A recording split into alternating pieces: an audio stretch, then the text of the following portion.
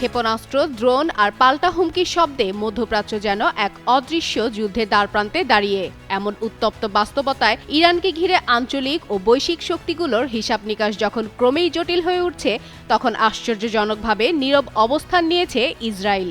প্রকাশ্যে তীব্র বক্তব্য বা সরাসরি সামরিক তৎপরতা না থাকলেও এই নীরবতার পিছনে জন্ম নিচ্ছে নানা প্রশ্ন, নানা কৌতূহল। এটি কি কেবল সতর্কতা, নাকি ইরান ইস্যুতে আরও বড় কোনো কৌশলের প্রস্তুতি? ইরানের সাম্প্রতিক সরকার বিরোধী বিক্ষোভ, দীর্ঘস্থায়ী অর্থনৈতিক সংকট এবং আঞ্চলিক প্রভাব ক্রমশ ক্ষয়ে যাওয়াকে নেতানিয়াহু সরকার দেখছে একটি সম্ভাব্য মোড় ঘোরানোর মুহূর্ত হিসেবে।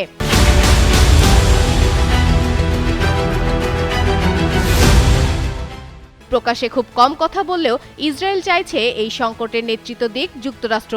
এই নিয়ে বিশ্লেষকরা বলছেন, ইরানে সরাসরি সামরিক পদক্ষেপ বা সরকার পরিবর্তনের মতো বড় সিদ্ধান্ত একা নেওয়ার ঝুঁকি নিতে চায় না তেল আবিব, বরং ওয়াশিংটনের কাঁধে ভর করেই খেলতে চায় তারা। এই কৌশলের অংশ হিসেবেই যুক্তরাষ্ট্রের সঙ্গে নীরব সমন্বয় বজায় রেখেছে ইসরায়েল। সাম্প্রতিক সময়ে ইসরায়েলের সামরিক ও গোয়েন্দা কর্মকর্তাদের ওয়াশিংটন সফর এবং সম্ভাব্য সামরিক লক্ষ্যবস্তু নিয়ে আলোচনা সেই ইঙ্গিতই দিচ্ছে। ইসরায়েলের দৃষ্টিতে তেহরানের সরকার পরিবর্তন হলে শুধু ইরানের পারমাণবিক কর্মসূচির ঝুঁকি কমবে না, বরং অনেক ইরান সমর্থিত আঞ্চলিক সশস্ত্র গোষ্ঠীর শক্তিও দুর্বল হয়ে পড়বে। তবে এই সম্ভাবনার বিপরীতে বড় ঝুঁকিও রয়েছে। অতীত অভিজ্ঞতায় দেখা গেছে, ইরান পাল্টা প্রতিক্রিয়ায় ইসরায়েলের ভেতরও উল্লেখযোগ্য ক্ষতি করতে সক্ষম।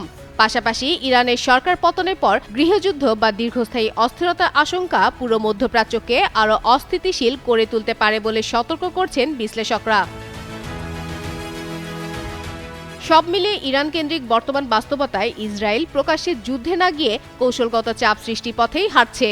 সরাসরি সংঘাতের বদলে যুক্তরাষ্ট্রকে সামনে রেখে পর্দার আড়াল থেকেই পরিস্থিতি প্রভাবিত করার চেষ্টা করছে তারা। চূড়ান্ত সিদ্ধান্ত এখনো ওয়াশিংটনের হাতে, আর সেই সিদ্ধান্ত কি হবে এই অনিশ্চয়তার মধ্যেই ইসরায়েল আপাতত নীরব, তবে রয়েছে প্রস্তুত। ফাতেমা ফাতেহ জান, যুগান্তর নিউজ।